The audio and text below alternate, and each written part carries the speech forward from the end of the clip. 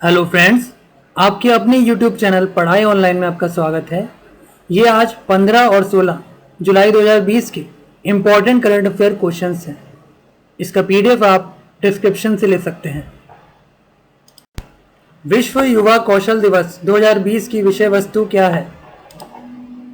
सही उत्तर है skills for a resilient youth. इसका उद्देश्य है इस दिन का उद्देश्य इस महत्व के बारे में जागरूकता फैलाना है कि तकनीकी और व्यावसायिक शिक्षा, प्रशिक्षण और नए कौशल का विकास हमारे जीवन में निहित है और स्थानीय और वैश्विक अर्थव्यवस्थाओं दोनों के लिए प्रासंगिक है। हिमांग अमीन को जुलाई 2020 में भारतीय क्रिकेट कंट्रोल बोर्ड का अंतरिम मुख्य कार्यकारी अधिकारी नियुक्त किया गया है। इन्होंने किसका स्थान लिया है? सही उत्तर है राहुल जौहरी। इंडियन प्रीमियर लीग के मुख्य परिचालन अधिकारी हिमांग अमीन को भारतीय क्रिकेट कंट्रोल बोर्ड का अंतरिम मुख्य कार्यकारी अधिकारी नियुक्त किया गया है। फ्रेंड्स, यहाँ पे बात हुई है बीसीसीआई की। तो बीसीसीआई की स्थापना हुई दिसंबर 1928 में। इसके अध्यक्ष हैं सौरव गांगुली। इसका मुख्यालय है मुंबई में। जुलाई 2020 में राजनायक हेमंत हरीशचंद्र कोटलवार को किस देश का अगला भारतीय राजदूत नियुक्त किया गया है? सही उत्तर है चेक गणराज्य। इनकी नियुक्ति की घोषणा विदेश मंत्रालय द्वारा की गई थी। कोटलवार वर्तमान में राष्ट्रीय सुरक्षा परिषद सचिवालय में प्रतिनियुक्ति पर संयुक्त सचिव के रूप में कार्यरत हैं। वे शीघ्र ही कार्यभार ग्रहण करेंगे।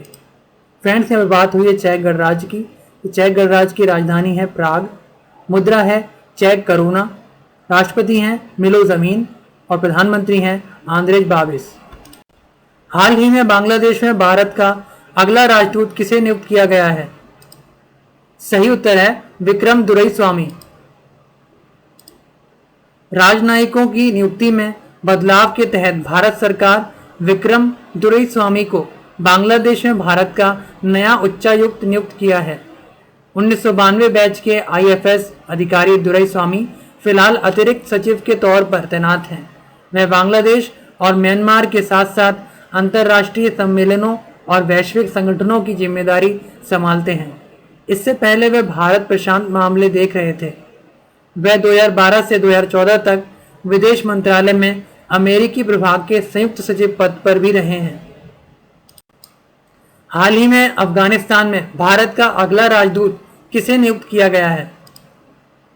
सही उत्तर है रुदेंद्र टंडन। भारतीय विदेश सेवा के अधिकारी रुदेंद्र टंडन को अफगानिस्तान में भारत के अगले राजदूत के रूप में नियुक्त किया गया है। वह वर्तमान में जकार्ता में आसियान के लिए भारतीय दूत के रूप में सेवारत हैं। उनकी नियुक्ति अफगानिस्तान में भारत के वर्तमान राजदूत विनय कुमार के स्थान पर की गई है। चुनाव आयुक्त अशोक लवासा को हाल ही में किस बैंक का उपाध्यक्ष नियुक्त किया गया है? सही उत्तर है एशियाई विकास बैंक। एशियाई विकास बैंक ने चुनाव आयुक्त अशोक लवासा को उपाध्यक्ष बनाने की घोषणा की है। चुनाव आयुक्त अशोक लवासा एडीबी में दिवाकर गुप्ता का स्थान लेंगे। दिवाकर गुप्ता का कार्यकाल 31 अगस्त 2020 को समाप्त होने जा रहा है। चुनाव आयुक्त के रूप में नियुक्ति से पहले अशोक लवासा केंद्रीय वित्त सचिव के रूप में सेवानिवृत्त हुए हैं। इससे पहले वह पर्यावरण, वन और जलवायु परिवर्तन मंत्रालय और केंद्रीय नागरिक उड्डयन मंत्रालय के केंद्रीय सचिव थे। हाल ही में किस आईआईटी संस्था ने शुद्ध नामक एक अल्ट्रावायलेट सैनिटाइजिंग उत्पाद विकसित किया है? सही उत्तर है आईआईटी कानपुर। आईआईटी कानपुर के शोध से तैयार मोबाइल की सहायता से चलने वाली डिवाइस शुद्ध कैमरे को कोरोना वायरस जैसे अनेक कीटाणुओं से मुक्त कर देगी। यूवी सैनिटाइजिंग उत्पाद होने से इसमें किसी प्रकार के केमिकल का प्रयोग नहीं किया गया है। शुद्ध में 15 वाट की 6 यूवी लाइट्स लगी हुई हैं, जिन्हें व्यक्तिगत रूप से दूरस्थ स्थान से ही नियंत्रित किया जा सकता है। प्रारंभिक परीक्षणों से ये साबित हुआ है कि अपने पूर्ण ऑपरेशन में ये डिवाइस करीब 15 मिनट में ही 10 गुणा 10 वर्ग फुट के कमरे को कीटाणु रहित कर सकता है। अ सॉन्ग ऑफ इंडिया पुस्तक का विमोचन किया गया है। इस पुस्तक के लेखक कौन हैं? सही उत्तर है रस्किन बॉन्ड। रस्किन बॉन्ड ने अ सॉन्ग ऑफ इंडिया पुस्तक में 16 साल की उम्र में हुए अपने अनुभव को बताया है कि उन्हें प्रसिद्ध लेखक बनने से पहले अपनी लेखन यात्रा शुरू करने के लिए किस प्रकार का संघर्ष करना पड़ा था। रस्किन बॉन्ड भारत देश के हैं। 4000 रन बनाने और 150 विकेट लेने वाले दूसरे सबसे तेज ऑलराउंडर कौन बने हैं?